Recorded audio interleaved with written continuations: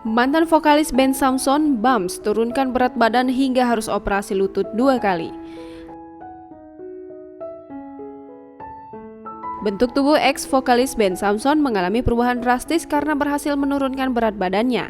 Pria yang memiliki sapaan akrab Bam Samson ini berhasil menurunkan berat badannya dengan menjalani olahraga ketat. Diketahui, Bams juga pernah jalani operasi lutut sebanyak 2 kali. Dikutip dari kanal YouTube Trans7 Official dalam program acara Oke Bos 20 Januari 2021, Bams menceritakan perjuangannya mendapatkan tubuh atletis seperti sekarang. Bams sudah menjalani program olahraga ini selama 3 kali dan sudah melewati berbagai rintangan. Alhasil, engkel kakinya berkali-kali sakit dan operasi lutut sebanyak 2 kali.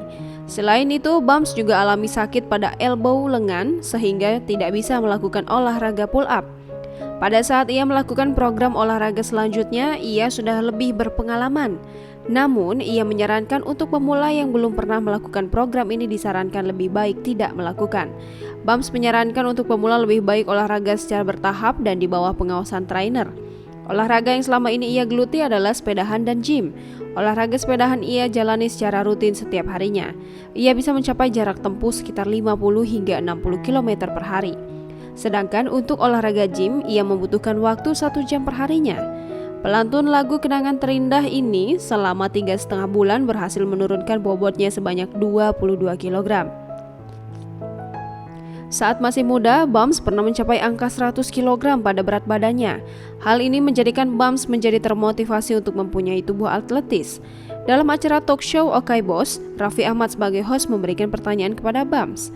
Kemudian Bams lebih memilih menjadi olahragawan. Ternyata sejak masih muda, cita-cita dari vokalis ini adalah menjadi olahragawan. Sementara itu, selain terjadi perubahan pada tubuhnya, Bams juga mengubah gaya rambutnya. Kini ia lebih nyaman mempunyai rambut botak. Awalnya ia merubah rambutnya menjadi botak untuk keperluan syuting video klip single terbarunya berjudul Derana. Namun, ia merasa ketagihan ketika rambutnya menjadi botak.